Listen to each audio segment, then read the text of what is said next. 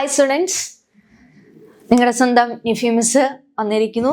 നമ്മൾ കണ്ടിന്യൂ ചെയ്തുകൊണ്ടിരിക്കുന്ന സെക്ഷനാണ് വെൽത്ത് ആൻഡ് നേഷൻ, ഹിസ്റ്ററിയിലെ 4th ചാപ്റ്റർ. ഓരോ സെക്ഷനായിട്ട് ഓരോ ടോപ്പിക്കായിട്ട് സിമ്പിൾ ടോപ്പിക്സ് നമ്മളിങ്ങനെ കവർ ചെയ്തുകൊണ്ട് വന്നിരിക്കുകയാണ്. മിസ്സിനോടൊപ്പം തന്നെ വരണം, ഒക്കെ നമുക്ക് ഇത്തിരി കൂടി സിമ്പിളായി വരും. മിസ്സിനോടൊപ്പം തന്നെ വന്നു കഴിഞ്ഞാൽ പെട്ടെന്നാവുകയും ചെയ്യും. അപ്പം എക്സാമിൻ്റെതായ ധൃതികളുണ്ട്. എന്നിരുന്നാലും മിസ്സ് നന്നായി തന്നെ സിംപിളി തന്നെ മിസ്സ് പറഞ്ഞു തരും. അപ്പം മിസ്സിനോടൊപ്പം തന്നെ തുടരുക. മിസ് ഇന്ന് കഴിഞ്ഞ സെക്ഷനിൽ എന്താ പറഞ്ഞതെന്ന് ശ്രദ്ധിച്ചിട്ടുണ്ടോ? ആ സെക്ഷൻ കണ്ടിട്ടില്ലാത്തവർ പോയി കാണുക. മിസ് എന്നാലും ഒന്ന് പറഞ്ഞു തരാം എന്താണ് തുടങ്ങിയെന്ന്. മിസ് പറഞ്ഞിരുന്നു ഇൻഡസ്ട്രിയൽ റെവല്യൂഷനൊക്കെ ഇങ്ങനെ വന്നുകൊണ്ടിരിക്കുകയാണ്. ഇൻഡസ്ട്രിയൽ റെവല്യൂഷൻ വന്നതിൻ്റെ കാരണങ്ങളും പറഞ്ഞു. എന്തൊക്കെയായിരുന്നു കഴിഞ്ഞ സെക്ഷനിൽ ഓർക്കുന്നുണ്ടോ? മർച്ചന്റ് ക്യാപിറ്റലിസം ഉണ്ടായിരുന്നു. മർച്ചന്റ് ക്യാപിറ്റലിസമായി. പിന്നെ അത് ഇൻഡസ്ട്രിയൽ ക്യാപിറ്റലിസമായി.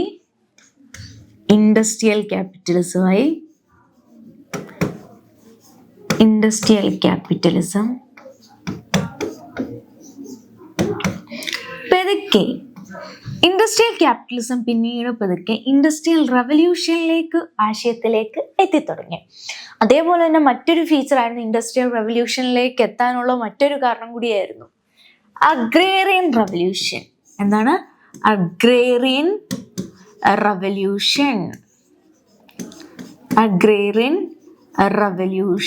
അപ്പൊ ഈ രണ്ട് റെവല്യൂഷൻസും ആ ഒരു തീംസ് ഒക്കെ വന്നപ്പോഴത്തേക്കിന് ഇൻഡസ്ട്രിയൽ മേഖലയിൽ കുറച്ച് ചേഞ്ചസ് ഒക്കെ വരണം, വിപ്ലവങ്ങൾ സൃഷ്ടിക്കണം, നല്ലൊരു മാറ്റത്തിലേക്ക് തന്നെ പോയി. നമ്മുടെ ഫീൽഡിൽ തന്നെ നമ്മൾ റിയൽ ലൈഫിൽ നോക്കുകയാണെങ്കിൽ തന്നെ പല ഫീൽഡിൽ ചില ചേഞ്ചസ് വരണം എന്ന് നമുക്ക് തോന്നും. അങ്ങനെ വന്നതൊരു വിപ്ലവമായി മാറുന്നു. അതേപോലെ തന്നെ ഇൻഡസ്ട്രിയൽ മേഖലയിലേക്ക് വന്ന വ്യാവസായികവൽക്കരണം എന്താണെന്നാണ് മിസ് ഇന്ന് ഈ ഒരു സെക്ഷനിലൂടെ പറഞ്ഞു തന്നെ. അതേപോലെ തന്നെ ഇമ്പീരിയലിസം എന്താണ്, ഒരു സാമ്പത്തികമായി എങ്ങനെ ആളുകൾ വെൽത്തിലേക്ക് വെൽത്ത് ഗെയിൻ ചെയ്തിട്ട് ആ നേഷനിൽ പവർ എത്തണം, പവർ അത് അഡ്മിനിസ്ട്രേറ്റീവ് രീതിയിലേക്ക് എത്തുന്നു. അങ്ങനെ അഡ്മിനിസ്ട്രേറ്റീവ് രീതിയിൽ എത്തുന്നു, പിന്നെ അവരുടെ പ്രൊഡക്ട്സ് പർച്ചേസ് ചെയ്യുന്നു, പ്രൊഡക്ട്സ് സെല്ല് ചെയ്യണം. ഇങ്ങനെയൊക്കെ രീതി എത്തുമ്പോഴത്തേക്കിന് ഒരു ഇമ്പീരിയൽ പവറിലേക്ക് എത്തുന്നു. എന്താണ് ഇമ്പീരിയൽ പവറിലേക്ക്? അപ്പൊ ആ ഇമ്പീരിയലിസം എന്താണ്, സാമ്രാജ്യത്വം എന്താണ്? ഇന്ന് മിസ് ഈ സെക്ഷനിലൂടെ പറയുന്നത് സിമ്പിളായ ടോപ്പിക്സ് ആണ്. ഇൻഡസ്ട്രിയൽ റെവല്യൂഷനിൽ എന്താണെന്നും അതേപോലെ തന്നെ ഇമ്പീരിയലിസത്തിലേക്ക് എങ്ങനെ വഴിതെളിക്കുന്നു എന്ന ചെറിയ സിമ്പിൾ ടോപ്പിക്കാണ്. മിസ്സിനോടൊപ്പം തന്നെ ഇരുന്ന് കേൾക്കുക. മിസ് പെട്ടെന്ന് സിമ്പിളിൽ തന്നെ പറയുന്നതാണ്. ഫസ്റ്റ് ഇതിലേക്ക് നമുക്ക് പോവാം. ഇൻഡസ്ട്രിയൽ റെവല്യൂഷൻ എന്താണ്? ഇൻഡസ്ട്രിയൽ റെവല്യൂഷൻ വ്യവസായവൽക്കരണത്തിൽ ഇൻഡസ്ട്രിയിൽ വന്നിട്ടുള്ള മാറ്റങ്ങളാണ് ഈ റെവല്യൂഷൻ. അഥവാ റെവല്യൂഷൻ നല്ലൊരു വിപ്ലവമായി ഒരു വാസ്റ്റ് ചേഞ്ച് ആണ് ഈ ഒരു ചെറിയൊരു മൈന്യൂട്ട് ഫാക്ടറിലൂടെ നമുക്ക് സൃഷ്ടിക്കാൻ കഴിയും. അതുകൊണ്ടാണ് റെവല്യൂഷൻ എന്ന് പറയുന്നത്. ഈ ഒരു റെവല്യൂഷൻ വരുന്നത് ഇംഗ്ലണ്ടിലെ 1780 and 1850 കാലഘട്ടത്തിനിടയിൽ പ്രൊഡക്ഷൻ യൂണിറ്റ്സിലൊക്കെ വന്ന മാറ്റങ്ങൾ ഇൻഡസ്ട്രി മെഷീൻസ് ഒക്കെയാണ് പ്രധാനമായി. Introduction of machinery in to the manufacturing sector brought about changes in the production process between 1780 and 1850. Describe the industrial revolution. എന്താണ് പറഞ്ഞുതരാം. 1780 മുതൽ നോട്ട് ദാറ്റ് ഇയേഴ്സ് 1780ക്കും അതേപോലെ തന്നെ 1850ക്കും ഈ രണ്ട് പീരീഡിന് ഇടയിൽ പ്രൊഡക്ഷൻ പ്രോസസ്സിൽ ചില ചേഞ്ചസ്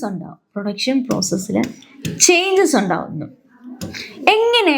ഹൗ ദാറ്റ് മാനുഫാക്ചറിങ് രീതിയിൽ തന്നെ മാനുഫാക്ചറിങ്ങിൻ്റെ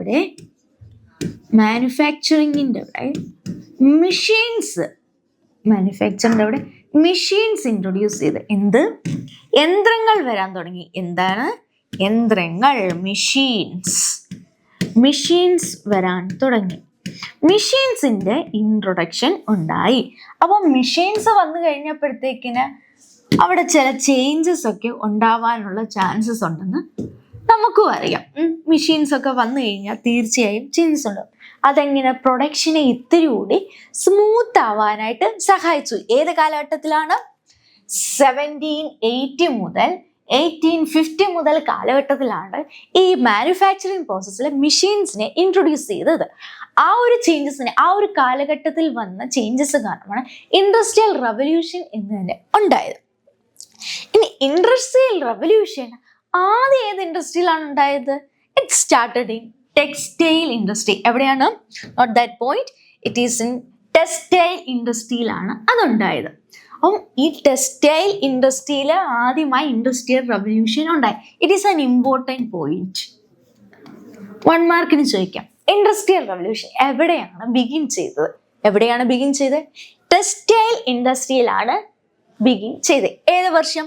1718 ആൻഡ് 1815 പീരീഡ് ആണ് ഉണ്ടായത്. ഇനി മിസ് ഇതിൻ്റെ ഫീച്ചേഴ്സിലേക്ക് പോവാം. അതിനു മുമ്പ് ഈ ഒരു ഇമേജ് കണ്ടോ? ഈ ഒരു ഇമേജിന്റെ പ്രത്യേകത എന്താ? ഇമേജ് ശ്രദ്ധിച്ചോ നിങ്ങൾ? ഇമേജിന്റെ ഒരു പ്രത്യേകത എന്ന് പറഞ്ഞാൽ മിസ് ഇത്തിരി കൂടെ വൈഡാക്കി കാണിക്കാം. ഈ ഒരു ഇമേജിന്റെ പ്രത്യേകതകൾ ശ്രദ്ധിച്ചോ? അതിൽ ചില ഫാക്ടറികളുണ്ട്, പൈപ്പ് കൊള്ളുകളുണ്ട്, വാഹനങ്ങളുണ്ട്. ഈ ഒരു ഇമേജ് ഒന്ന് ഓർത്തിരിക്കാം മിസ്. അപ്പം അതിന്റെ ഫീച്ചേഴ്സിലേക്ക് കടക്കാം. ഫീച്ചേഴ്സും സിമ്പിളാണ്.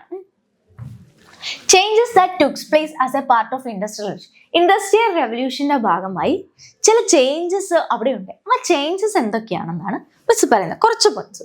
First is production was mechanised. What is? ഉൽപാദനം എങ്ങനെയായി?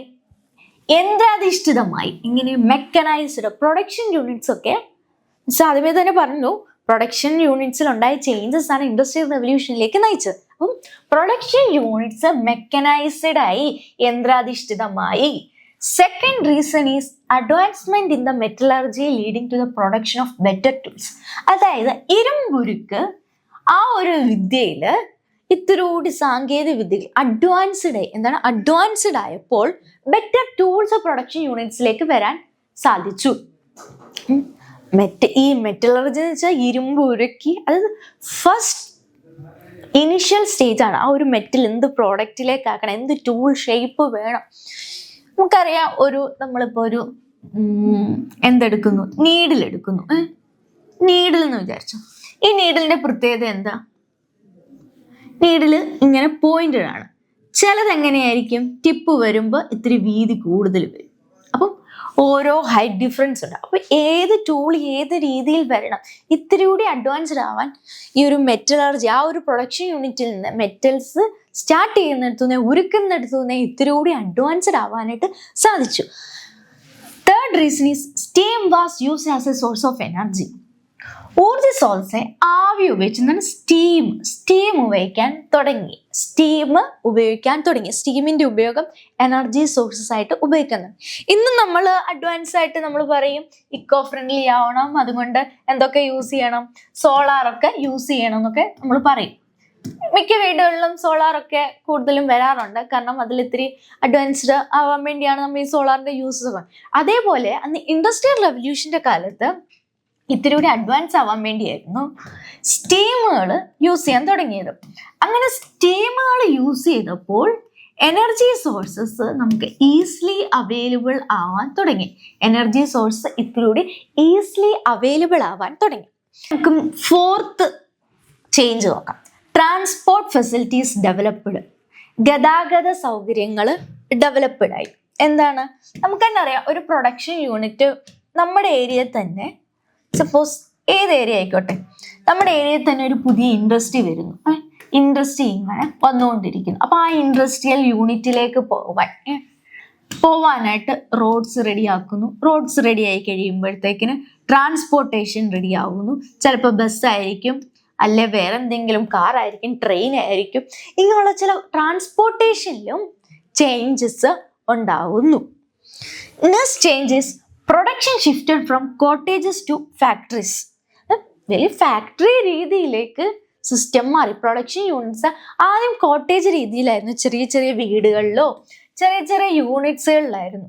ഇങ്ങനെ വീടുകളിലൊക്കെ ഇരുന്ന് പണിതുകൊണ്ടിരുന്ന സിസ്റ്റം പിന്നീട് ഫാക്ടറി സിസ്റ്റത്തിലേക്ക് മാറി. ഫാക്ടറി സിസ്റ്റം ആകുമ്പോൾ because it has advances, because ഇതിലൂടെ ഒരു സ്മോൾ ടൈമിനുള്ളിൽ ലാർജ് പ്രോഡക്ട്സ് പ്രൊഡ്യൂസ് ചെയ്യാനായിട്ട് സാധിക്കും. അങ്ങനെ ഒരു അഡ്വാൻസ്മെന്റ് ഉണ്ട്. അതേപോലെ തന്നെ ഈ ടൂൾസ് ആൻഡ് മെറ്റൽസ് ആവി ഉപയോഗിച്ച് എനർജി വഴി പല പ്രോഡക്ട്സും നമുക്ക് ഒരു ടൂൾസ് ഒക്കെ യൂസ് ചെയ്യാം. അങ്ങനെ യൂട്ടിലൈസ് ചെയ്യുമ്പോൾ പ്രൊഡക്ഷനിൽ ഇതിലൂടെ പ്രൊഡ്യൂസ് ചെയ്യും പ്രോഡക്ട്സ് ഇതിലൂടെ യൂസ്ഡ് ആവുന്നു, എണ്ണം കൂടുന്നു പ്രൊഡക്ഷൻ യൂണിറ്റിന്റെ. അപ്പം എന്തൊക്കെ ചേഞ്ചസ് ആണ് ഉണ്ടാവുന്നത്? ഈ ഒരു ചേഞ്ചസ് എത്ര ചേഞ്ചസ്? 1 2 3 4 5 ചേഞ്ചസ്. മിസ് മുമ്പേ പറഞ്ഞില്ലേ ഒരു ഇമേജ് ശ്രദ്ധിക്കണമെന്ന്. ആ ഇമേജിൽ നിന്ന് തന്നെ നമുക്ക് കണ്ടെത്താൻ സാധിക്കും. മിസ് അത് പറയാം. എങ്ങനെയാണെന്ന് മിസ് ഇത്തിരി കൂടി ഒന്ന് പറയാം. ഈ ഇമേജ് ഒന്ന് നോക്കേ. ഈ ഇമേജിന്റെ പ്രത്യേകത എന്താ? ഈ ഇമേജ് കാണുമ്പോൾ ഈ ഇമേജിൽ എന്തൊക്കെയാ വന്നിട്ടുള്ളത്? ഒന്നൊരു പ്രൊഡക്ഷൻ യൂണിറ്റ്, ഫാക്ടറീസ് വന്നിട്ടുണ്ട്. മിസ് എന്താ പറഞ്ഞേ? 5ാമത്തെ പോയിന്റ് എന്തായിരുന്നു പറഞ്ഞത്? കോട്ടേജിൽ നിന്ന് ഫാക്ടറീസിലേക്ക് പ്രൊഡക്ഷൻ യൂണിറ്റുകൾ മാറി. അതല്ലേ ഇമേജിൽ കാണുന്നത്? വലിയൊരു ഫാക്ടറി സിസ്റ്റം വന്നു. പിന്നെ മിസ് എന്താ പറഞ്ഞത്? എനർജി ആയിട്ട് സ്റ്റീം യൂസ് ചെയ്യാനായിട്ട് തുടങ്ങി. അത് ഇമേജ് കാണുന്നില്ലേ? നോക്ക്, ഇങ്ങനെ ആവി പോകുന്നു. എനർജി യൂസ് ചെയ്തപ്പോൾ ആവി ഇങ്ങനെ പോയിക്കൊണ്ടിരിക്കുക. മെഷീനിലൊക്കെ യൂസ് ചെയ്യുമ്പോൾ ഇത് നമുക്കറിയാം ഔട്ടിലേക്ക് പോകുന്നൊരു ആവിയാണ്, പുകയാണെന്ന് നമ്മൾ പറയും, സ്മോക്കാന്ന് പറയും. സ്മോക്കൊക്കെ അന്ന് ആവി, സ്റ്റീം എന്ന് പറയും. അപ്പൊ ആ ഒരു സ്റ്റീമിലേക്ക് നമ്മൾ എത്തി. പിന്നെ എന്തായിരുന്നു ആ പോയിന്റ് നമ്മൾ ചേഞ്ചസിൽ പറഞ്ഞ? Advance in metallurgy leading to the production of better tools. ഇതിലൂടെ പ്രൊഡക്ഷൻ യൂണിറ്റ്സിൽ ബെറ്റർ ടൂൾസ് കിട്ടാനാണ്. Production was mechanised. പ്രൊഡക്ഷൻസ് ഒക്കെ മെക്കനൈസ് ചെയ്തു. മറ്റൊരു ഫീച്ചറാണ് ട്രാൻസ്പോർട്ടേഷൻ ഫെസിലിറ്റീസ്. അത് നമുക്ക് നോക്കാം. ഇവിടെ കണ്ടില്ലേ, ട്രെയിൻ ഉണ്ട്, ഒരു ഗുഡ്സ് ട്രെയിൻ പോലെ പോകുന്നുണ്ട്. ഇവിടെ ഷിപ്പ് കാണാൻ പറ്റുന്നുണ്ട്. കണ്ടില്ല, ട്രാൻസ്പോർട്ടേഷൻ ഫെസിലിറ്റീസ് ഇതിലൂടെ അഡ്വാൻസ്ഡ് ആയി. പ്രൊഡക്ഷൻ യൂണിറ്റ്സ് ഒക്കെ ഇതിലൂടെ മെക്കനൈസ്ഡ് ആയി. പിന്നെ സ്റ്റീമൊക്കെ വരാൻ തുടങ്ങി. ട്രാൻസ്പോർട്ടേഷൻ ഫെസിലിറ്റീസ് മാറി. അപ്പം കുറേ ചേഞ്ചസ് ഇൻഡസ്ട്രിയൽ റവല്യൂഷൻ കാരണം ഉണ്ടായി. ഈ ഒരു ഇമേജ് ഓർത്തിരുന്നാൽ മതി. പെട്ടെന്ന് ആ ഒരു ചേഞ്ചസ് 5 ചേഞ്ചസ് എന്തൊക്കെയാണെന്ന് തന്നെ നിങ്ങൾക്കത് കണ്ടെത്താനായിട്ട് പറ്റും. സിമ്പിൾ അല്ലേ? മിസ് പറയുന്ന മിസ്സിനോടൊപ്പം തന്നെ എത്താൻ പറ്റുന്നുണ്ടല്ലോ എല്ലാവർക്കും. മിസ് ഇനിയും പറയാം. ഇതേപോലെ തന്നെ സിമ്പിൾ ആയിട്ടാണ് ഇനിയും നമുക്ക് പോകാം. നെക്സ്റ്റ്, ഇനി ഈ ഒരു പ്രൊഡക്ഷൻ യൂണിറ്റുകൾ ഇങ്ങനെ വരുന്നു, പ്രൊഡക്ഷൻ പ്രോസസ് ഇൻക്രീസ് ചെയ്യുന്നു. അപ്പൊ ഇങ്ങനെ പല ചേഞ്ചസും ആ ഒരു മേഖലയിൽ, ആ ഒരു കൺട്രീസിലൊക്കെ ഉണ്ടാകുന്നു. ഇങ്ങനെ ചേഞ്ചസ് ഉണ്ടായി കഴിയുമ്പം വാട്ട് എവർ ഇറ്റ് ഈസ്, എന്ത് തന്നെയായാലും ചില ചേഞ്ചസ് ഉണ്ടായി കഴിയുമ്പോൾ it has both goods and negatives. എന്താണ്? അതിന് ചില ഗുഡ്സും ഉണ്ട്, നല്ല വശങ്ങളും ഉണ്ട്. അതേപോലെ തന്നെ അതിൻ്റെ ഒരു മോശം ഡീമെറിറ്റ്സും ഉണ്ടാവും. ഈ പ്രൊഡക്ഷൻ ഒക്കെ അധികമായി വർദ്ധിച്ചു വരുമ്പോൾ അതിൻ്റെതായ കുറേ മാറ്റങ്ങളും ചേഞ്ചസും ഉണ്ട്. മിസ്സിന് ആ ഒരു merits and demerits of industrial റവല്യൂഷനിലേക്ക് നമുക്ക് നോക്കാം. എന്താണ് merits and demerits of industrial revolution? Industrial revolution കാരണം ഉണ്ടായ ചില നല്ല കാര്യങ്ങളും ചില മോശം കാര്യങ്ങളും എന്തൊക്കെയാണ്? Going to see the merits. Merits എന്തൊക്കെയാണെന്ന് നോക്കാം. First is rise of factories. Factories വന്നു. മിസ് പറഞ്ഞു ഇൻഡസ്ട്രിയൽ റവല്യൂഷൻസ് ഉണ്ടായി, ഫാക്ടറീസിന് പ്രൊഡക്ഷൻസ് കൂട്ടാൻ വേണ്ടി ഫാക്ടറികൾ കൂടുതൽ വന്നുകൊണ്ടിരുന്നു. ഫാക്ടറികൾ എങ്ങനെ നമ്മൾ ആ ഇമേജിലും കണ്ടേയല്ലേ? ആ ഒരു ഇമേജ് ഓർത്തിരിക്കണമെന്ന് പറഞ്ഞില്ലേ? അവിടെ തന്നെ കണ്ടില്ലേ കുറേ ഫാക്ടറികൾ. ചിലപ്പോൾ ഈ ഒരു യൂണിറ്റ് തന്നെ ആയിരിക്കും. ഇവിടെ ഒരു ഗ്രൂപ്പ് ഓഫ് ഉണ്ട്, അടുത്തൊരു മാറിയിട്ട് ഇവിടെ ഒരെണ്ണം കണ്ടില്ലേ? അപ്പം ഇങ്ങനെ ഒരു ഗ്രൂപ്പ് ഓഫ് ഫാക്ടറികളുടെ എണ്ണം കൂടി വന്നു. ഫാക്ടറികളുടെ എണ്ണം കൂടി, ഇൻക്രീസ് ഇൻ ദ പ്രൊഡക്ഷൻ. ഫാക്ടറികളുടെ എണ്ണം കൂടുമ്പം തീർച്ചയായും നമ്മുടെ പ്രൊഡക്ഷനും ഇൻക്രീസ് ചെയ്യും. എന്താണ്? പ്രൊഡക്ഷനും ഇൻക്രീസ് ചെയ്യും. പ്രൊഡക്ഷൻ, ഫാക്ടറികളുടെ എണ്ണം കൂടിക്കഴിഞ്ഞാൽ ഓരോ ഉൽപാദനത്തിന് വേണ്ടി ഇപ്പം നമ്മളൊരു ഡ്രസ്സാണ് അല്ലെ ഷൂ ഫാക്ടറി ആണെന്ന് വെച്ചോ, ഷൂ ഫാക്ടറി വരുന്നു. ഷൂവിനോടനുബന്ധിച്ച് അതിൻ്റെതായ ഒരു ഷൂ ഫാക്ടറി ഉള്ളെങ്കിൽ ചിലപ്പം സപ്പോസ് ഒരു ചെറിയൊരു ഷൂ ഫാക്ടറി ആണെന്ന് വെച്ചോ, ആ ഒരു ഷൂ ഫാക്ടറിയിൽ നിന്ന് മേ ബി പെർ ഡേ ഒരു 1000 ഷൂസ് പ്രൊഡ്യൂസ് ചെയ്യുന്നു വെച്ചു. എന്നാൽ പിന്നീട് ഇത്തിരി വേണം, സ്പേസ് ഉണ്ട്, നമുക്ക് ടൂൾസ് ഒക്കെ ഇത്തിരി അഡ്വാൻസ്ഡ് ആയി. അപ്പോൾ ഗവൺമെന്റ് വിചാരിക്കുന്നു, അല്ലെ പ്രൈവറ്റ്ലി ഇൻഡിവിജ്വൽ ബിസിനസ്സുകാർ വിചാരിക്കുന്നു ഒരു ഷൂ ഫാക്ടറി ആവാന്ന്. ആ ഷൂ ഫാക്ടറിയിൽ നിന്നും സെക്കൻഡ് ഷൂ ഫാക്ടറിയിൽ നിന്നും നമ്മൾ S2 എന്ന് കൊടുക്കാം, മറ്റേ S1 ഫസ്റ്റ് ഫാക്ടറി. സെക്കൻഡ് ഫാക്ടറിയിൽ നിന്ന് ഒരു 1500 പറയാം പെർ ഷൂസ്, പെർ ഡേ എത്ര ഷൂസ് വരുന്നുണ്ട്. അപ്പം നമ്പർ ഓഫ് ഫാക്ടറി കൂടുമ്പോൾ നമ്പർ ഓഫ് പ്രൊഡക്ഷൻ യൂണിറ്റ്, പ്രോഡക്ട്സും ഇൻക്രീസ് ആയി വരുന്നു, ഉൽപാദനങ്ങളും കൂടിക്കൂടി വരുന്നുണ്ട്. അങ്ങനെ വരുമ്പോൾ കൂടുതൽ ഉൽപാദനങ്ങൾ വരണമെങ്കിൽ ഓരോ ഫാക്ടറി കൂടുന്നു. ഫാക്ടറികളുടെ എണ്ണം കൂടിക്കഴിഞ്ഞാൽ തീർച്ചയായും അതിൽ വർക്ക് ചെയ്യാൻ ആളുകൾ വേണ്ടേ. ഓരോ ഫാക്ടറി ഇങ്ങനെ വന്നാൽ മതിയോ? യെസ്, ഒബ്വിയസ്ലി ഇത് മെഷീൻസ് ഒക്കെയാണ്. മെഷീൻസ് ഒന്ന് സ്റ്റാർട്ട് ചെയ്യാൻ, പ്രവർത്തിച്ചു തുടങ്ങാൻ ചില ആളുകളൊക്കെ വേണ്ടേ. അപ്പൊ എന്താവുന്നു? ന്യൂ എംപ്ലോയ്മെന്റ് ഓപ്പർച്യൂണിറ്റീസ് കൂടുന്നു.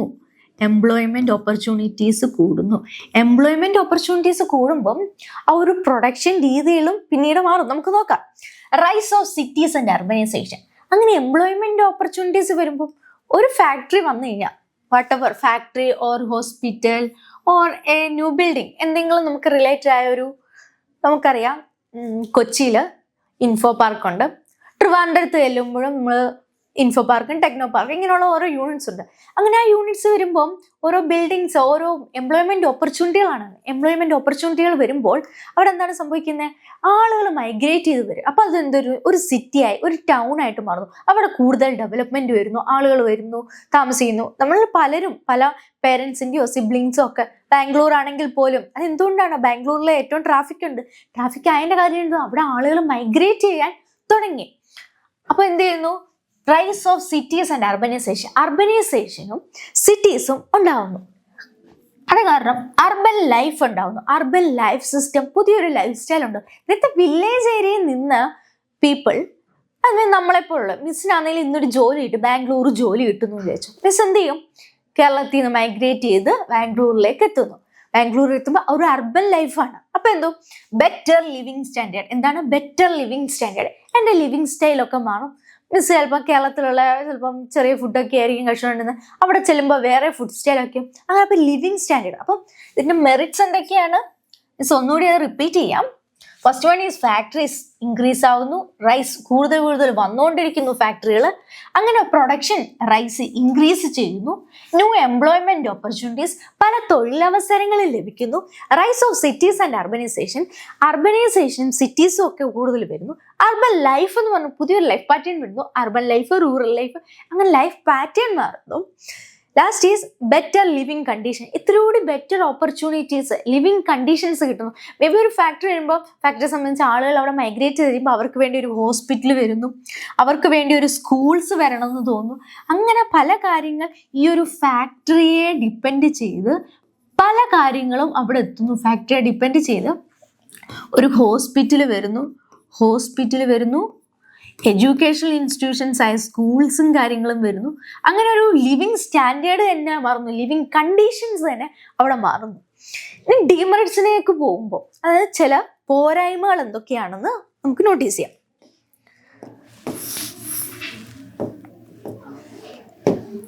First is exploitation of labours.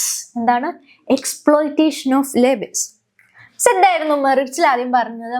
Rice of factories, ഫാക്ടറികൾ ഇൻക്രീസ് ആവുന്നു, ഫാക്ടറികൾ ഇൻക്രീസ് ചെയ്യുന്നു, പ്രൊഡക്ഷൻ കൂടുന്നു. എന്താണ് പ്രൊഡക്ഷൻ കൂടുമ്പം തീർച്ചയായും ലേബേഴ്സിന് അവരുടേതായ ഒരു ഇത്തിരി കൂടി വർക്കിംഗ് ഫോഴ്സ് കൂടുന്നു, അവർക്ക് ഇത്തിരി കൂടി വർക്ക് പ്രഷറിലേക്ക് ചിലപ്പോൾ വരും. കാരണം കൂടുതൽ ലേബേഴ്സ്, മാക്സിമം ഔട്ട്പുട്ട് കിട്ടണം പെർ ഡേ. മിസ് എന്തായാലും എക്സാമ്പിൾ പറഞ്ഞാൽ പെർ ഡേ 1000 ഷൂസ് ചിലപ്പോൾ കിട്ടണം.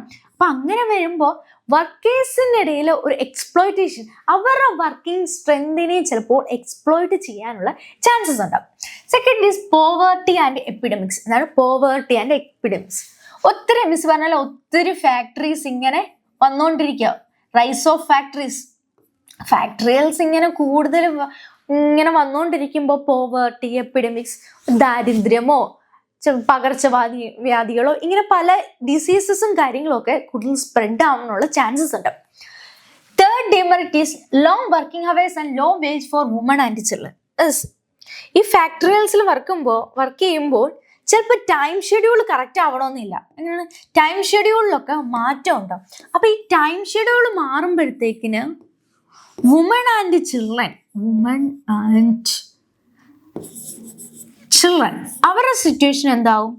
എത്രയോടെ ഡീഗ്രേഡഡ് ആവും. കാരണം അവർ ഫോഴ്സ്ഫുള്ളി ചിലപ്പോൾ സംടൈംസ് ഫോഴ്സ്ഫുള്ളി വർക്ക് ചെയ്യേണ്ട അവസ്ഥ വരും. Sometimes they are in poverty situation. Poverty, അവർ വേജസ് അവർക്ക് പ്രോപ്പർലി കിട്ടണമെന്നില്ല. ലോങ് വർക്കിംഗ് ഹവേഴ്സും ആണ്. എന്താണ് വർക്കിംഗ് ഹവേഴ്സ് ലോങ് ആവുകയും ചെയ്യുന്നു, എന്നാൽ അതിനനുസരിച്ച് വേജ് കിട്ടുന്നത് ലോ വേജും ആയിരിക്കും കിട്ടുന്നത്. അപ്പം long working hours and low wages മറ്റൊരു റീസൺ ആണ്. Then is rise of slums. സ്ലമ്മുകൾ വരിക. സ്ലമ്മുകൾ കൂടുതൽ നമ്മൾ മരത്തി കണ്ടു. സിറ്റീസ് ഉണ്ടാവുന്നു, അർബനൈസേഷൻ ഉണ്ടാവുന്നു, ന്യൂ ഓപ്പർച്യൂണിറ്റീസിന് വേണ്ടി ആളുകൾ മൈഗ്രേറ്റ് ചെയ്തു പോകുന്നു. അപ്പൊ ഈ സ്ലമ്മുകൾ ആളുകൾക്ക് ഒരു ഏരിയ യൂണിറ്റിൽ ചിലപ്പം സ്റ്റേ ചെയ്യാനുള്ള സ്പേസ് കാണത്തില്ല. സ്റ്റേ ചെയ്യാനുള്ള സ്പേസ് കാണത്തില്ല. അപ്പൊ എല്ലാവരും ഇങ്ങനെ തിങ്ങി പാർത്ത് അവിടെ ഒരു ഏരിയ കൺജക്ഷൻ ഉണ്ടാവും. കൺജക്ഷൻ ചിലപ്പം ഉള്ള രീതിയിൽ താമസിക്കാനുള്ള ഒരു ഫോഴ്സ്ഫുൾ. അങ്ങനെ വരുമ്പോൾ അവർക്ക് എപ്പിഡമിക്സ് ഉണ്ടാവുന്നു. അതൊരു സ്ലം ആയിട്ട് മാറുന്നു. സ്ലം ഏരിയ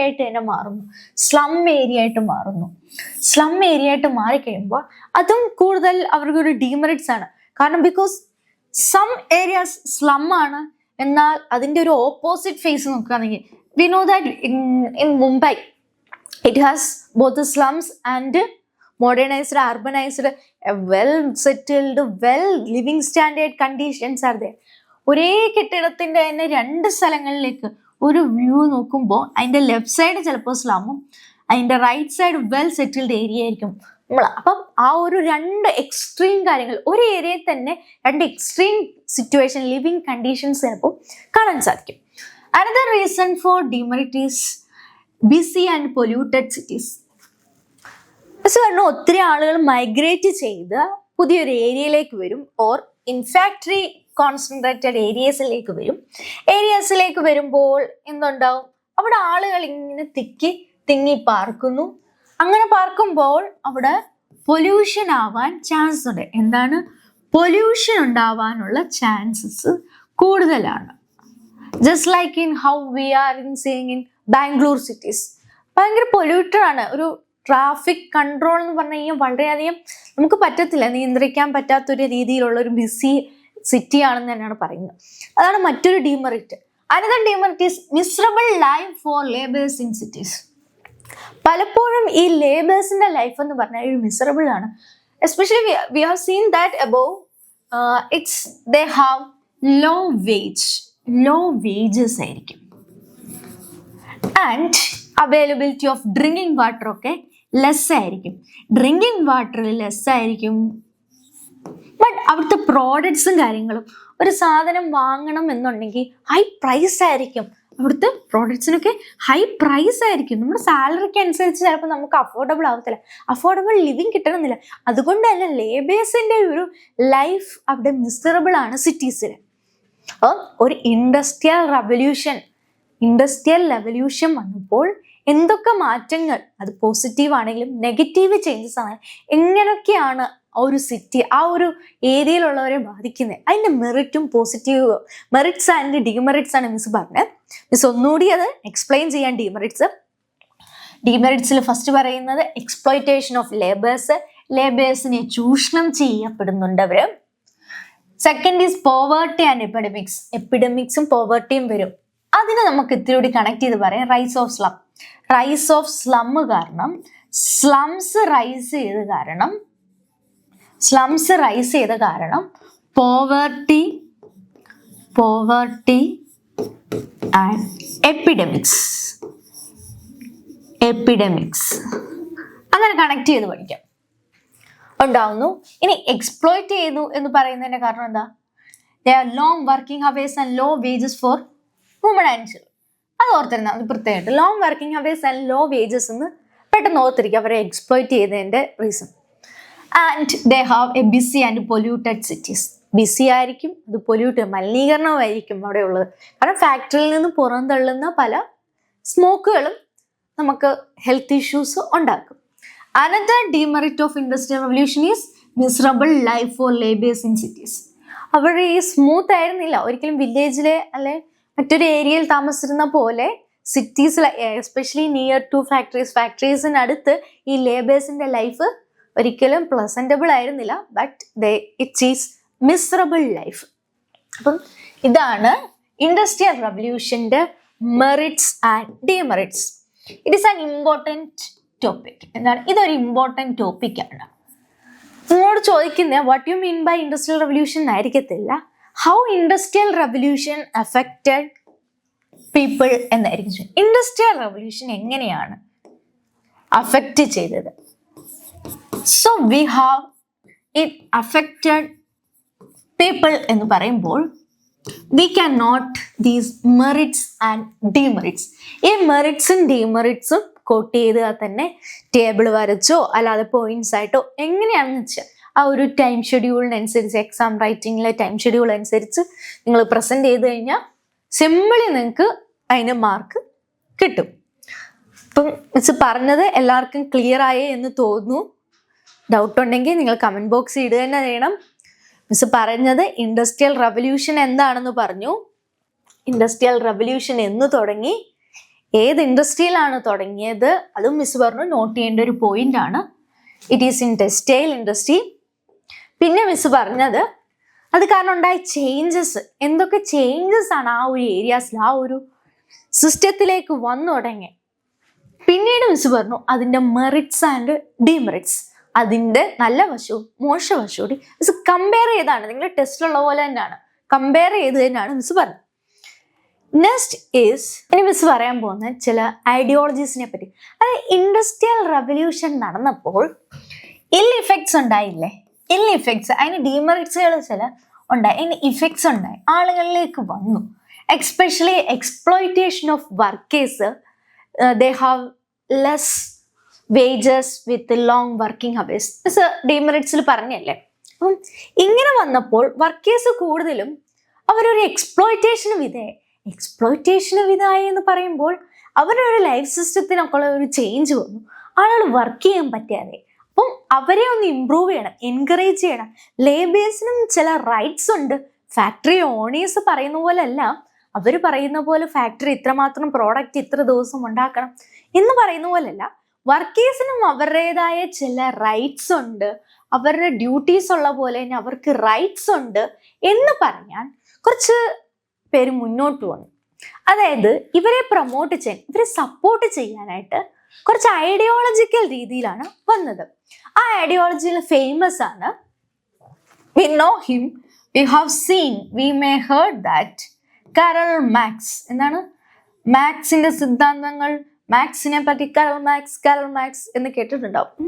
അപ്പം കാരൽ മാക്സ് അതേപോലെ തന്നെ വന്ന മറ്റൊരു ഐഡിയോളജിക്കൽ, ഈ ഒരു കാരൽ മാക്സിനെ പോലെ തന്നെ വന്നതാണ് ഫെഡറിക് ഏഞ്ചൽ. ഇവർ രണ്ടുപേരുടെയും ഇത് കൂടുതലും വർക്കേഴ്സിന്റെ റൈറ്റ്സ്, അവരുടെ ഒരു ഓണർഷിപ്പ് എങ്ങനെയായിരിക്കണം എന്നതിനെ ഒരു പ്രൊമോട്ട് ചെയ്യാൻ. കാരൽ മാക്സിന്റെ ഫേമസ് ബുക്കാണ് ദാസ് ക്യാപിറ്റൽ എന്ന് പറയുന്നത്, കേട്ടിട്ടുണ്ടോ നിങ്ങൾ? അപ്പം ഈ ഒരു വർക്കേഴ്സിന് എങ്ങനെ അവരുടെ റൈറ്റ്സ് ഉണ്ട്, അവർക്ക് ചില ഓണർഷിപ്പുകളുണ്ട്, ഇതിനെ പ്രൊമോട്ട് ചെയ്തുകൊണ്ടാണ് സോഷ്യലിസം, എന്താണ് സോഷ്യലിസം എന്നൊരു ഐഡിയോളജി തന്നെ മുന്നോട്ടെത്തി. സോഷ്യലിസം എന്നൊരു ഐഡിയോളജി തന്നെ മുന്നോട്ടെത്തി വർക്കേഴ്സിനെ പ്രൊമോട്ട് ചെയ്യാൻ വേണ്ടി. അതായത് ഈ ഒരു ഇൻഡസ്ട്രിയൽ റവല്യൂഷൻ കാരണം വർക്കേഴ്സിന് ചില ബുദ്ധിമുട്ടുകൾ ഉണ്ടായിട്ടുണ്ട്. അതിനെ അവരുടെ റൈറ്റ്സ്, അവരുടെ വോയിസ് ആയിട്ടാണ് ഈ ഒരു ഐഡിയോളജീസ് മുന്നോട്ട് വന്നത്. ഐഡിയോളജീസിൽ ഫേമസ് ആയിരുന്നു കാരൽ മാക്സിന്റെയും ഫെഡറിക് ഏഞ്ചലിന്റെയും ഐഡിയോളജീസ് ആയ സോഷ്യലിസം എന്ന് പറയുന്ന ഒരു ഐഡിയോളജി. മിസ് പറഞ്ഞത് ഇൻഡസ്ട്രിയൽ റവല്യൂഷൻ എങ്ങനെയായിരുന്നു, എന്തായിരുന്നു, എങ്ങനെ ഇമ്പാക്റ്റ് ആയി, അതിന് വന്ന ആ ഒരു ഇമ്പാക്റ്റിനെ മറ്റുള്ളവരുടെ വോയിസ്, ഡിമെറിറ്റ്സുകളൊക്കെ ചൂണ്ടിക്കാണിച്ച് എങ്ങനെ മുന്നോട്ട് വന്ന കുറെ ഐഡിയോളജീസിനെ പറ്റിയും മിസ് പറഞ്ഞു. ഇനി നമ്മൾ കടക്കാൻ പോകുന്ന ഒരു ടോപ്പിക്കാണ് സിംപ്ലി ഇംപീരിയലിസം. എന്താണ് ഇംപീരിയലിസം? സാമ്രാജ്യത്തിലേക്ക് എന്താണ് മിസ് പറയുന്നതിന് മുമ്പ് തന്നെ മിസ് നിങ്ങളുടെ ടെസ്റ്റിലുള്ളൊരു ഇമേജാണ് കണ്ടിട്ടുണ്ടാകും അല്ലേ? ആ ഒരു ഇമേജിനെ കുറിച്ച് മിസ് പറയാം. ഈ കാർട്ടൂൺ എക്സ്ട്രാ പബ്ലിഷ് ചെയ്ത് 1960 എന്താണ് 1960 ബ്രിട്ടീഷ് സറ്റീരിക്കലായ പഞ്ച് എന്ന് പറയുന്ന ഒരു മാഗസിനകത്താണ് ഈ ഒരു ഇമേജ് വന്നത്. അത് കിങ് ലിയോപോൾഡ് ഓഫ് ബെൽജിയം ആ സ്നേക്ക് ആയിട്ടായിരുന്നു കണക്ക് കോൺവേഴ്സിങ് എ നേറ്റീവ് ഓഫ് കോൺഗോ. കോൺഗോക്കാര് പറഞ്ഞിട്ടുണ്ട് കൊളോണിയൽ പവർ വന്നു, കൊളോണിയൽ നേഷനിൽ ഇങ്ങനെ അവരിങ്ങനെ സെറ്റിൽ ആവുന്നു. അപ്പൊ കൊളോണിയൽ നേഷന്റെ ആ ഒരു വേറൊരു നേഷനിൽ ചെന്നിട്ട് അവരെ എങ്ങനെ ഇമ്പാക്ട്ഫുൾ ആക്കുന്നു എന്നാണ്. അപ്പം this image highlights the devastating impact of Belgium rubber plantation on the people of Congo and African country. Congo എന്ന് പറഞ്ഞാൽ ആഫ്രിക്കൻ കൺട്രിയിൽ അവിടെ ഉള്ളവരുടെ ആ ഒരു അവർ ഈ കിങ് ആയ ബ്രിട്ടീഷ് സെറ്ററിക്കൽ കിങ് ലിയോപോൾഡ് ബെൽജിയത്തിന്റെ ഒരു അടിമത്തിൽ അവരങ്ങനെ ഒരു വരിഞ്ഞു മുറുക്കപ്പെട്ടിരിക്കുകയാണ്. അതാണ് ഈ പാമ്പ് കൊണ്ട് പാമ്പിനെ കണ്ടില്ല ഇങ്ങനെ മുറുക്കി വെച്ചിരിക്കുകയാണ്, അവരെ വരിഞ്ഞു മുറുക്കിയിരിക്കുകയാണ്. അവരെ ആ ഒരു ലൈഫിനെ തന്നെ വരിഞ്ഞു മുറുക്കിയാണ് അന്ന് ഈ ബെൽജിയം സിസ്റ്റം വർക്ക് ചെയ്തുകൊണ്ടിരുന്നത്. അപ്പൊ ഏത് നിമിഷം വേണമെങ്കിലും വിഴുങ്ങാം. രണ്ടുപേരും ഒരാളെ വിഴുങ്ങാനായിട്ട് ഇങ്ങനെ നിൽക്കുകയാണ്, മറ്റേ സർവൈവലിന് വേണ്ടി നിൽക്കുകയാണ്. അപ്പൊ ആ ഒരു വരിഞ്ഞു മുറുകിയ ഒരു അവസ്ഥയിലും സർവൈവൽ നിൽക്കുമ്പോൾ സ്ട്രോങ് ആവാൻ ശ്രമിക്കുന്നു. അതായത് സംതിങ് ദേ ഹാവ് ടേക്കൺ, എന്തൊക്കെയോ നഷ്ടമായിക്കൊണ്ടിരിക്കുന്നു, എന്തൊക്കെയോ നമ്മുടെ എടുത്തുകൊണ്ടിരിക്കുന്നു. അതാണ് ഈ ഒരു ഇമേജ് വഴി കാണിക്കുന്നത്. ഇനി എന്താണ് എടുത്തുകൊണ്ടിരിക്കുന്നത് നോക്കാം. ആ എടുക്കുന്ന അതായത് മറ്റൊരു കൺട്രി വേറൊരു കൺട്രി തന്റെ ആധിപത്യം സ്ഥാപിക്കുന്ന ഒരു സിസ്റ്റത്തെയാണ് ഇമ്പീരിയലിസം എന്ന് പറയുന്നത്. എന്താണ്? സാമ്രാജ്യത്വം. അതാണ് ഈ ഒരു ഇമേജ് എന്ന് പറയുന്നത്. ഇമേജ് കാണുമ്പോൾ കണ്ടില്ലേ, കൂടുതൽ കാലും ശരീരവും കൈയും എല്ലാം ഇങ്ങനെ വരിഞ്ഞു മുറുക്കി എടുത്തിരിക്കുക. ഇനി ഹെഡൂടെ മാത്രമേ ഉള്ളൂ, കുറച്ചുകൂടി ഉള്ളൂ. കാരണം അവരെ എല്ലാം എടുത്തു കഴിഞ്ഞു, അവരെ എല്ലാം അബ്സോർബ് ചെയ്ത് എടുക്കുന്നു. ആ ഒരു പ്രാക്ടീസാണ് imperialism. Is the practice by which a country establish and maintain political, economic and social control over the region beyond its own boundaries. പറഞ്ഞു ഇങ്ങനെ ഓരോരുത്തർ ജോഗ്രഫിക്കൽ എക്സ്പ്ലോറേഷൻ ഒക്കെ നടത്തി മുന്നോട്ട് പോയി കഴിയുമ്പം എവിടേക്കോ സെറ്റിൽ ആയി കഴിയുമ്പോൾ പിന്നീട്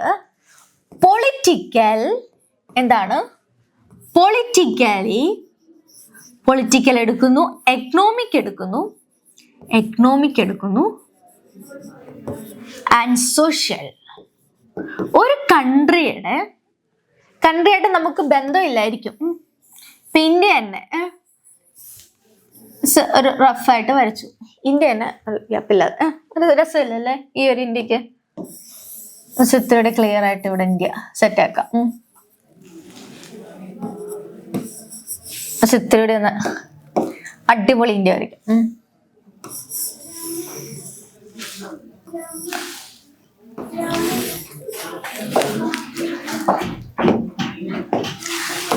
നമ്മളെ കാശ്മീർ അങ്ങോട്ട് സെറ്റ് ആവുന്നില്ലല്ലോ.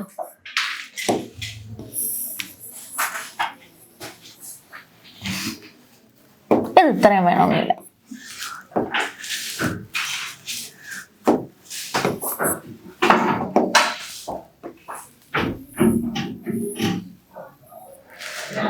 അതെ, നമ്മുടെ ഇന്ത്യ സെറ്റ് ആയി കഴിഞ്ഞേ.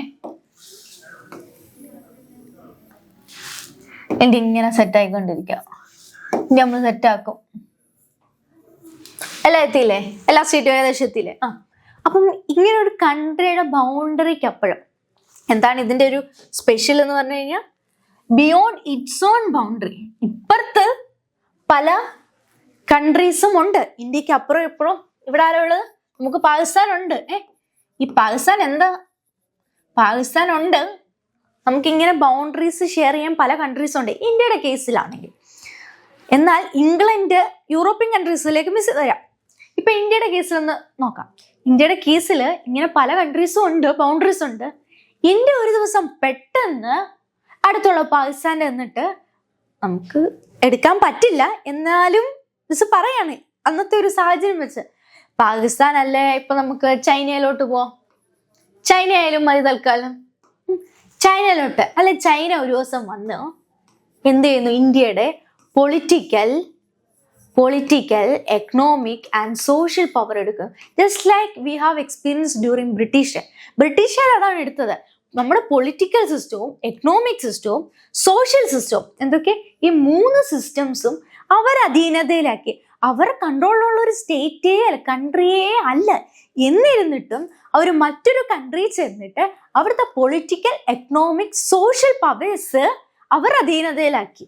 അങ്ങനെ അധീനതയിൽ എടുക്കുന്ന ആ ഒരു പ്രാക്ടീസിനെയാണ് സാമ്രാജ്യത്വം എന്ന് വിളിക്കുന്നത്. എന്താണ് വിളിക്കുന്നത്? പറഞ്ഞോളൂ. Yes, imperialism.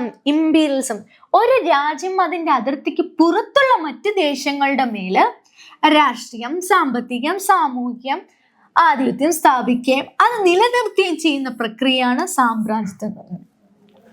Political, economic and social control, ഈ ഒരു 3 മേഖലയിലും കൺട്രോള് അവര് ഗെയിൻ ചെയ്യുമ്പോൾ അവര് ഫോഴ്സ്ഡ് ആക്കുന്ന ഒരു പ്രക്രിയയാണ്, പ്രാക്ടീസിനെയാണ് ഇമ്പീരിയലിസം എന്ന് പറയുന്നത്. ഈ ഇമേജ് കാണാൻ സാധിക്കുന്നില്ലേ? ആഫ്രിക്കയുടെ ഓരോരുത്തരുടെ കയ്യിൽ ഇരിക്കും. ആഫ്രിക്കയിൽ നമ്മൾ പറഞ്ഞായിരുന്നു സ്ലേവ് സിസ്റ്റം കൂടുതൽ വന്നിരുന്നു. സ്ലേവ്സ് ഒക്കെ ആരുടെ അധീനതയായി ഇങ്ങനെ എക്സ്പ്ലോറേറ്റ് ചെയ്ത് വന്നവരുടെ ഓരോ അധീനതയിൽ അവർ എടുത്തുകൊണ്ടിരിക്കുക.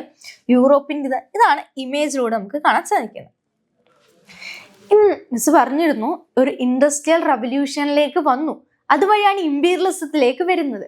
അപ്പൊ ഈ ഇമ്പീരിയലിസത്തിലേക്ക് വഴിതെളിച്ചത് എന്താണെന്ന് നമുക്ക് നോക്കാം. ഇമ്പീരിയലിസത്തിലേക്ക് വഴിതെളിച്ചത് എന്താണെന്ന് നമ്മളിപ്പോ എവിടം വരെയാണ് പറഞ്ഞിരിക്കുന്നത്? ഇൻഡസ്ട്രിയൽ ക്യാപിറ്റലിസം വരെയാണ് മിസ് പറഞ്ഞത്. ഇൻഡസ്ട്രിയൽ ക്യാപിറ്റലിസം അഥവാ ഇൻഡസ്ട്രിയൽ റവല്യൂഷനിലേക്ക്. അപ്പൊ ഇൻഡസ്ട്രിയൽ ക്യാപിറ്റലിസ്റ്റ് ആയിട്ടുള്ളവരുടെ especially whatever it is, ഒരു പ്രൈവറ്റ് മേഖലയിൽ ഒരു ഓണറിന്റെ ഒരു പ്രധാന ലക്ഷ്യം എന്താണ്? പ്രോഫിറ്റ് ആണ്. പബ്ലിക് മേഖലയിൽ നമുക്കറിയാം വെൽഫെയർ ആണ് ഇത്തിരി മുൻഗണന കൊടുക്കുന്നത്.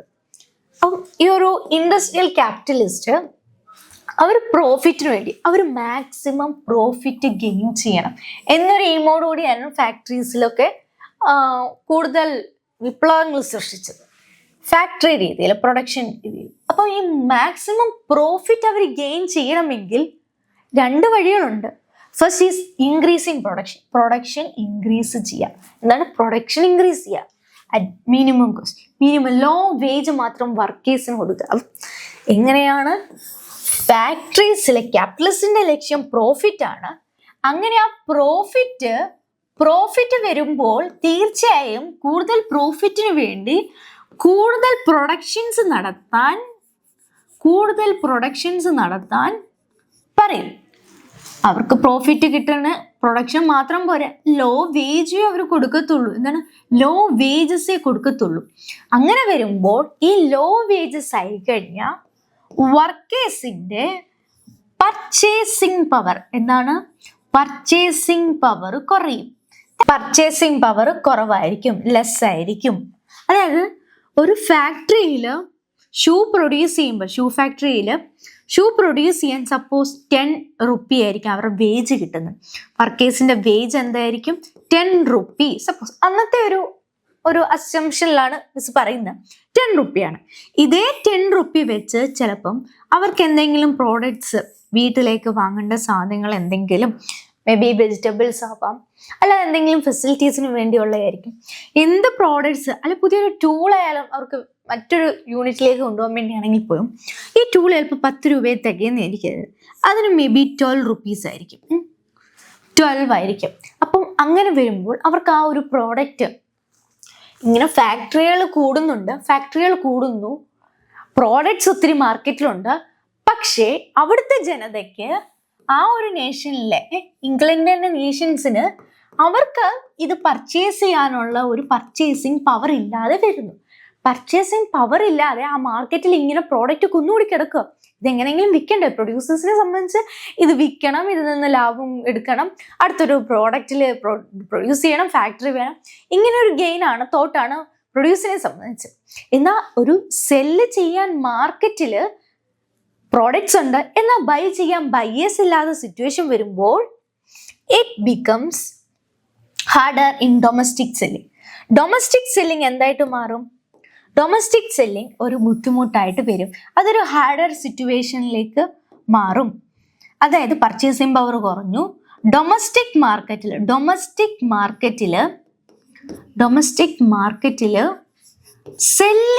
സെല്ലിംഗ് നടക്കത്തില്ല. ഡൊമസ്റ്റിക് മാർക്കറ്റിൽ പ്രോപ്പർലി സെല്ലിംഗ് നടക്കാതെ വരുമ്പോൾ, നമ്മളാണെങ്കിൽ പോലും നമ്മുടെ മാർക്കറ്റിൽ സെല്ലിങ് പ്രോപ്പറായി നടന്നില്ലെങ്കിൽ എന്തുണ്ടാവും? അടുത്ത മാർക്കറ്റ് തേടിപ്പോവും. ഇറ്റ് ഈസ് മാർക്കറ്റ് 2 എവിടെ എന്ന് അന്വേഷിക്കും.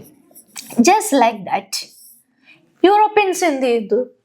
ദേ സീക്ക് മാർക്കറ്റ് എബ്രോഡ്.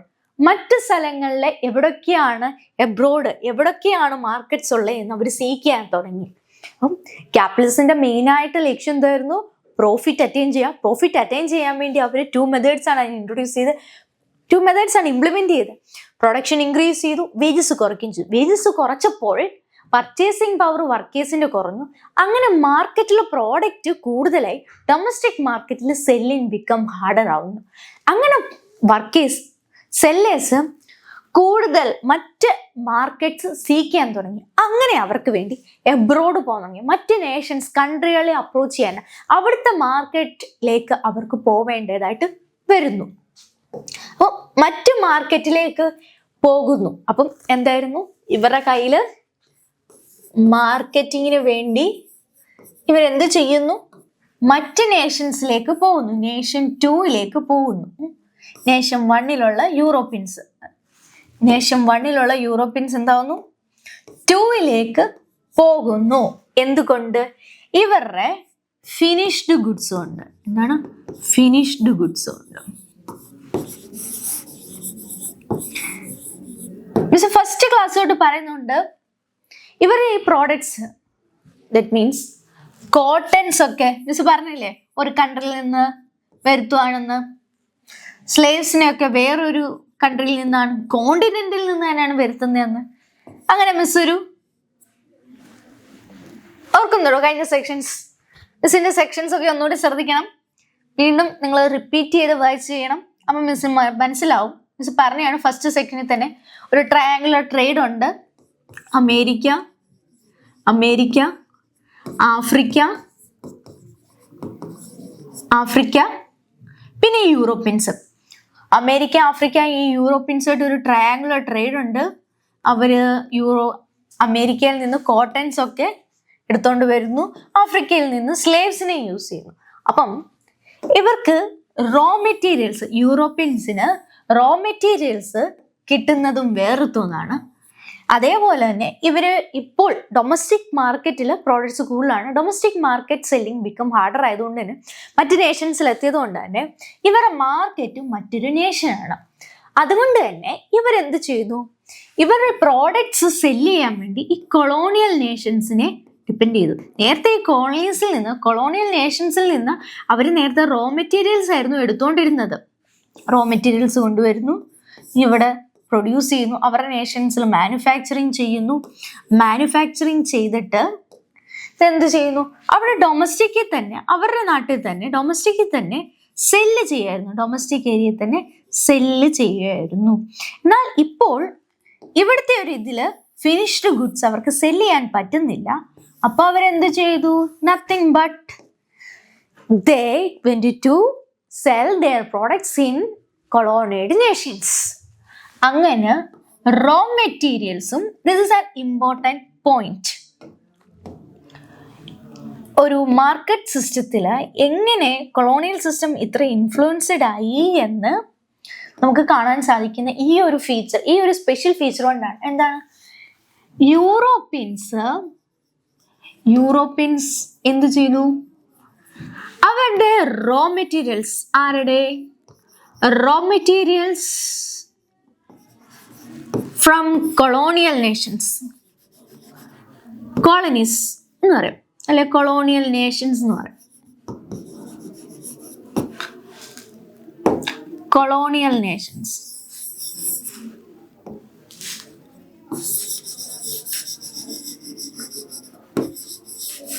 ഈ കൊളോണിയൽ നേഷൻസിൽ നിന്ന് ഇവര് റോ മെറ്റീരിയൽസ് എടുക്കുന്നു. എന്തെടുക്കുന്നു? റോ മെറ്റീരിയൽസ് എടുക്കുന്നു. അത് കഴിയുമ്പം ഈ റോ മെറ്റീരിയൽസ് ഇവരുടെ നാട്ടിലേക്ക് എത്തുന്നു. അവിടെ അത് മാനുഫാക്ചർ ചെയ്യുന്നു. എന്ത് ചെയ്യുന്നു? മാനുഫാക്ചർ ചെയ്യുന്നു. മാനുഫാക്ചർ ചെയ്ത് കഴിയുമ്പം ഈ പ്രോഡക്റ്റ് സെല്ല് ചെയ്യണ്ടേ? അതിന് വീണ്ടും ഈ കൊളോണിയൽ നേഷൻസിലാണ് എത്തുന്നത്. എവിടെയാണ് എത്തുന്നത്? ഈ കൊളോണിയൽ നേഷൻസിൽ എന്തെത്തുന്നു? ഫിനിഷ്ഡ് ഗുഡ്സ് എത്തുന്നു. ഫിനിഷ്ഡ് ഗുഡ്സ് എത്തുന്നു.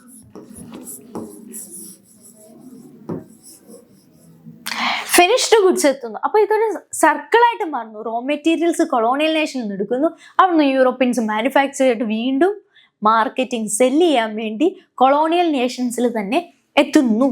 അപ്പം ഈ ഒരു യൂറോപ്യൻസ് എന്തിൻ്റെ ഒരു സോഴ്സായി മാറി? Colonial nations become the source of raw materials and markets. Finished പ്രോഡക്ട്സിൻ്റെ മാർക്കറ്റുകളായിട്ടും ഫിനിഷ്ഡ് പ്രോഡക്ട്സിൻ്റെ ഒരു മാർക്കറ്റായിട്ടും റോ മെറ്റീരിയൽ കിട്ടാൻ വേണ്ടിയുള്ള ഒരു സോഴ്സസ്, റോ മെറ്റീരിയൽ കിട്ടുന്ന ഒരു ഏരിയ ആയിട്ടും കൊളോണിയൽ നേഷൻസ് മാറി. കൊളോണിയൽ നേഷൻസ് മാർക്കറ്റായിട്ടും റോ മെറ്റീരിയൽ കിട്ടുന്ന ഒരു സോഴ്സായും മാറി. യൂറോപ്യൻസ് ജസ്റ്റ് മാനുഫാക്ചറിങ് ഗുഡ്സ്, അവർ ഗുഡ്സ് മാനുഫാക്ചർ ചെയ്യുന്നു മാത്രമേ ചെയ്യുന്നുള്ളൂ. റോ മെറ്റീരിയൽസ് കിട്ടിയേ ആ മെറ്റീരിയൽസ് മാനുഫാക്ചർ ചെയ്യുന്ന യൂറോപ്പിലാണ്. എന്നാൽ ഫിനിഷ്ഡ് പ്രോഡക്റ്റ് മാർക്കറ്റിംഗ് നടത്തുന്നത് വീണ്ടും കൊളോണിയൽ നേഷനിൽ തന്നെ എത്തുന്നു. മനസ്സിലായല്ലോ? മനസ്സിലായി എന്ന് മിസ് വിശ്വസിക്കുന്നു. അപ്പം ഇത് തന്നെയാണ് ഇമ്പീരിയലിസത്തിലേക്ക് വീണ്ടും വഴി തെളിക്കുന്നത്. അതായത് ഇമ്പീരിയലിസം എന്ന് പറയുമ്പം അവരുടെ ആധിപത്യം സ്ഥാപിക്കുക പൊളിറ്റിക്കലി, സോഷ്യലി ആൻഡ് എക്കണോമിക്കലി. പൊളിറ്റിക്കലിയും സോഷ്യലി എക്കണോമിക്കലിയും ഇങ്ങനെ സ്ഥാപിച്ചുകൊണ്ടിരിക്കുമ്പോൾ ആ ഒരു നേഷൻ്റെ പവറിലേക്ക് വരിക. സോ അതിൻ്റെ ഫസ്റ്റ് സ്റ്റെപ്പായിരുന്നു അവരുടെ പ്രോഡക്ട്സ് ആദ്യം റോ മെറ്റീരിയൽസ് എടുത്തു, പിന്നീട് ഫിനിഷ്ഡ് ഗുഡ്സിൻ്റെ രൂപത്തിലും സെല് ചെയ്യാൻ മാർക്കറ്റ് ഏരിയ ആയിട്ടും കണക്കാക്കിയ ഈ ഒരു രീതിയാണ്. ഇങ്ങനെ വന്നപ്പോൾ ഒരു ഇത്തിരി കൂടി പവർ ഈ കൊളോണിയൽ നേഷൻ്റെ മേളിൽ കൺട്രോള് പൊളിറ്റിക്കൽ രീതിയിൽ എക്സ്റ്റാബ്ലിഷ് ചെയ്യാൻ യൂറോപ്യൻസിന് സാധിച്ചു. എന്താണ്? To secure this array, European countries established political control. അപ്പോൾ political control over there colonies which paved the way for imperialism. അപ്പോൾ ഇമ്പീരിയലിസത്തിലേക്ക് എങ്ങനെയാണ് വഴിതെളിച്ചത്? പൊളിറ്റിക്കൽ പവർ എടുക്കാൻ, പൊളിറ്റിക്കൽ സ്ട്രെങ്ത് എടുക്കാൻ, പൊളിറ്റിക്കലി പവർ ഗെയിൻ ചെയ്യാൻ, പൊളിറ്റിക്കൽ കൺട്രോൾ, കൊളോണിയൽ നേഷൻസിൻ്റെ രാഷ്ട്രീയപരമായ കാര്യങ്ങളിൽ പവർ എടുക്കാൻ, control ചെയ്യാൻ ഈ യൂറോപ്യൻസിന് സാധിച്ചു.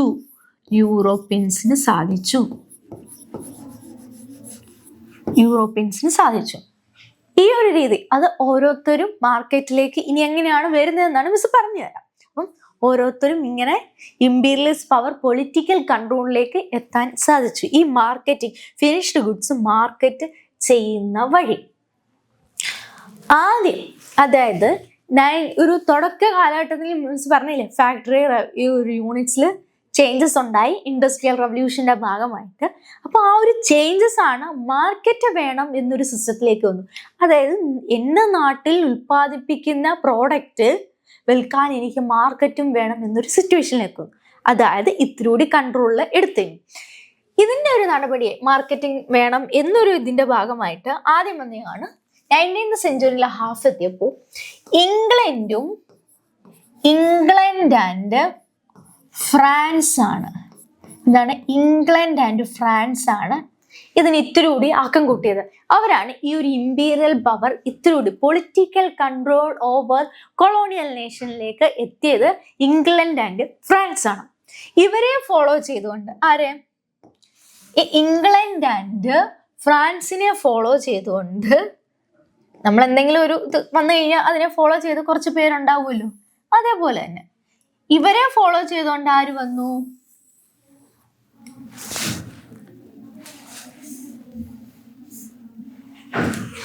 ഇവരെ ഫോളോ ചെയ്തുകൊണ്ട് വന്നെയാണ് ജർമ്മനി വന്നു, ഇറ്റലി വന്നു, ജപ്പാൻ വന്നു, പിന്നെ ആര് വന്നു? ബെൽജിയം വന്നു, USA വന്നു. നമ്മൾ ഒരു സിനിമ പറയത്തില്ലേ, കാളം വന്നു, ഓളം വന്നു, തോരം വന്നു, അതേപോലെ തന്നെ. അപ്പം ഈ ഒരു ഇംഗ്ലണ്ട് ആൻഡ് ഫ്രാൻസിനെ ഫോളോ അപ്പ് ചെയ്ത് പിന്നീടും കൺട്രീസ് വരാൻ തുടങ്ങി. എന്തിന്? അവരുടെ നാട്ടിൽ ഉൽപ്പാദിപ്പിക്കുന്ന മാനുഫാക്ചർ ചെയ്യുന്ന പ്രോഡക്ട്സ് സെല്ല് ചെയ്യാൻ നേഷൻസ് മാർക്കറ്റ് കണ്ടുപിടിക്കാൻ ഈ ഒരു നേഷൻസ് കൂടി മുന്നോട്ടെത്തി. അതാണ് മിസ് കാണിച്ചിരിക്കുന്നത് ഇതിലൂടെ ഒരു ഫ്ലാഗ് ഒക്കെ വെച്ച്. അപ്പം ഏതൊക്കെ നേഷൻസ് ആണ്? ആദ്യം ഡൊമിനന്റ് പവർ ഉണ്ടായിരുന്നത് ഇംഗ്ലണ്ട് ആൻഡ് ഫ്രാൻസിനായിരുന്നു ഇമ്പീരിയൽ പവേഴ്സ് ഉണ്ടായിരുന്നു. പിന്നീടാണ് Germany, Italy, Japan, Belgium, USA ഈ ഒരു കൺട്രീസ് കൂടി ഈ ഒരു സിസ്റ്റം ഇംപ്ലിമെന്റ് ചെയ്ത് അവർ ഇമ്പീരിയൽ പവർ ഇത്തിലൂടെ എടുക്കാൻ തുടങ്ങിയത്. അപ്പം ഇമ്പീരിയൽ പവർ ഇങ്ങനെ ഓരോ നേഷനിലും ഇംപ്ലിമെന്റ് ചെയ്യുമ്പോൾ ഇപ്പൊ തന്നെ നമ്മൾ കണ്ടു, എത്ര നേഷൻസിനെ കണ്ടു. ആദ്യം 2 പേര് പോയ ഒരു സിസ്റ്റം തുടങ്ങിയതായിരുന്നു. അതിനെ ഫോളോ ചെയ്തുകൊണ്ട് പിന്നെ 5 പേര് വന്നു. ഇപ്പൊ തന്നെ എത്ര നേഷനായി? കൂടുതലും സ്ലേവ്സിനെ എവിടെ നിന്ന് എടുക്കുന്നത് മിസ് പറഞ്ഞ ആഫ്രിക്കയിൽ നിന്ന്. വർക്കേഴ്സ് വരുന്ന ആഫ്രിക്കയിൽ നിന്ന് വെച്ചു. അപ്പോൾ ഒരു ഏരിയയിൽ നിന്ന്, സപ്പോസ് ഇന്ത്യയിൽ നിന്ന് നമ്മൾ പറഞ്ഞിട്ടുണ്ട് സ്പൈസസ് എടുക്കുന്നു, ഓർ പെപ്പറും കാര്യങ്ങളും എടുക്കുന്നു. ഇങ്ങനെ പെപ്പർ, ഇന്ത്യയിൽ നിന്ന് കിട്ടുന്ന പെപ്പർ ഇങ്ങനെ വരുന്നു. ആരൊക്കെ? ഈ പറഞ്ഞ എല്ലാ കൺട്രീസ് വരുന്നു, റോ മെറ്റീരിയൽസ് എടുക്കുന്നു. കുറച്ച് കഴിയുമ്പോൾ ഫിനിഷ്ഡ് പ്രോഡക്ട്സ് പെപ്പർ പൗഡറായിട്ട് ഈ പെപ്പർ റോ പെപ്പർ കൊണ്ടുപോയി യൂറോപ്പിൽ കൊണ്ടുപോയി അവിടുത്തെ ഫാക്ടറീസിൽ ഇടിച്ച് പൊടിച്ച് എന്നിട്ട് എന്ത് വരും?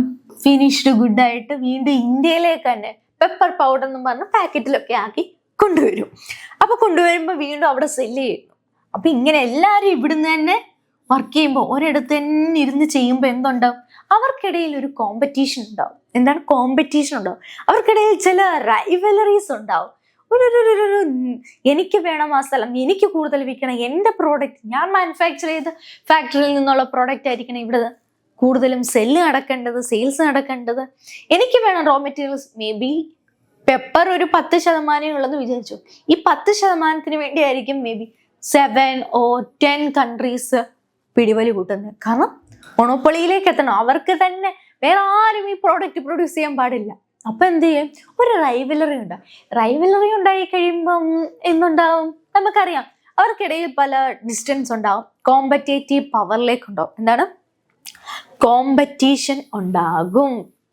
കോമ്പറ്റീഷൻ ഉണ്ടായിക്കഴിഞ്ഞാൽ may be it's not good for അത് ഏത് കൺട്രിയും. ഈ കൊളോണിയൽ നേഷൻസിനായാലും ഇമ്പീരിയൽ പവർ ഇംപ്ലിമെന്റ് ചെയ്യുന്ന കൺട്രീസിനായാലും may be it's not good.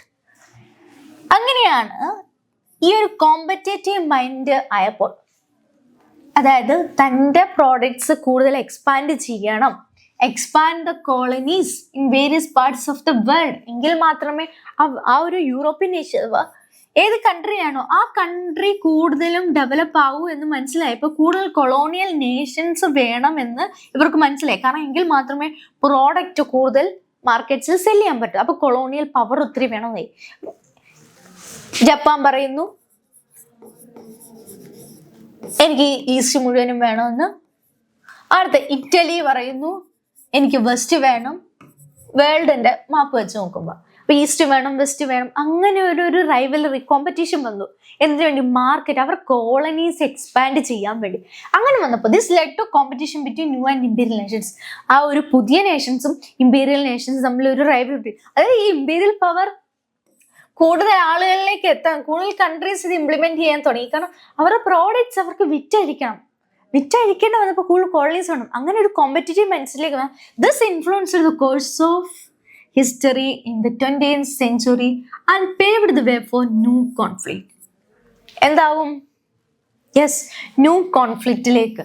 അതായത് ഇങ്ങനൊരു റൈവലറി കോമ്പറ്റേറ്റീവ് മൈൻഡ് സെറ്റിലേക്ക്, കോമ്പറ്റേറ്റീവിലേക്ക് വന്നപ്പോഴത്തേക്കിന് ചരിത്രത്തിൽ തന്നെ 20ാം നൂറ്റാണ്ടിന്റെ ചരിത്രത്തിലേക്ക് തന്നെ പുതിയൊരു അധ്യായം അവിടെ തുറക്കപ്പെടുന്നു.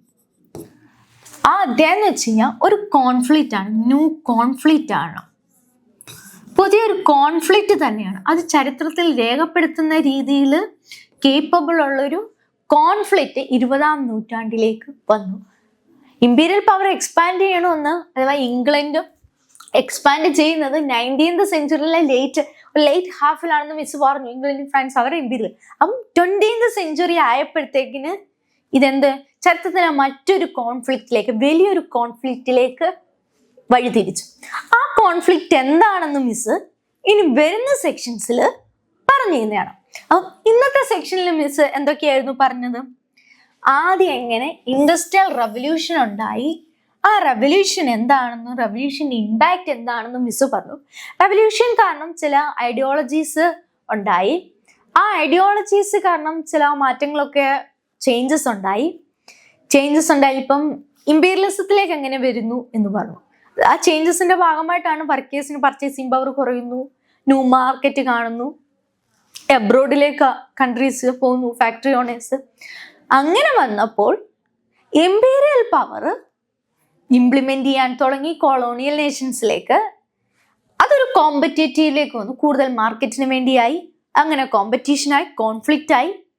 അങ്ങനെ 20ാം സെഞ്ചുറിയിൽ ന്യൂ കോൺഫ്ലിക്റ്റിലേക്ക് വരുന്നു. ആ 20ാം സെഞ്ചുറിയിലെ ന്യൂ കോൺഫ്ലിക്റ്റ് ആണ് നമ്മൾ പറയുന്ന വേൾഡ് വാർ എന്ന് പറയുന്നത്. ഒരു വേൾഡ് വാറിലേക്ക് വരുന്നു. വേൾഡ് വാർ എന്താണെന്നും മിസ് ഇനി വരുന്ന സെക്ഷൻസിൽ പറയുന്നതാണ്. ഇന്നത്തെ ടോപ്പിക്സ് ഇന്നത്തെ സെക്ഷനിൽ പറഞ്ഞ സിമ്പിൾ 2 ടോപ്പിക്കാണ് ഇൻഡസ്ട്രിയലൈസേഷനും ഇൻഡസ്ട്രിയൽ റവല്യൂഷനും അതേപോലെ ഇമ്പീരിയലിസം. ഈ 2 ടോപ്പിക്കും മക്കൾക്കെല്ലാം മനസ്സിലായി എന്ന് മിസ് വിശ്വസിക്കുന്നു. ഡൗട്ട്സ് എന്തെങ്കിലും ഉണ്ടെങ്കിൽ നിങ്ങൾ കമൻറ്റ് ബോക്സിൽ പറയണം. ക്രിസ്മസ് സെക്ഷന് വേണ്ട ഒരു ഇമ്പോർട്ടൻ്റ് ടോപ്പിക് തന്നെയാണ്. വേൾഡ് വാറും ഇമ്പോർട്ടൻ്റ് ആണ്. അതുകൊണ്ട് മിസ്സിൻ്റെ ഇനിയും വരുന്ന സെക്ഷൻസ് നിങ്ങൾ ഇനിയും കേൾക്കണം. എന്തെങ്കിലും സെക്ഷനിൽ ഡൗട്ട് ഉണ്ടെങ്കിൽ പ്രീവിയസ് സെക്ഷൻസും കേൾക്കുക, എന്നിട്ട് ഈ ടോപ്പിക്സ് ആണ് മിസ്. അപ്പം ഇനി വരുന്ന വീഡിയോസിൽ ഈ ടോപ്പിക്കിൻ്റെ വേൾഡ് ആൻഡ് നേഷൻ്റെ ബാക്കി സെക്ഷൻസ് ഇനി വരുന്ന ടോപ്പിക്സിലും ഉണ്ടാവും. ബൈ.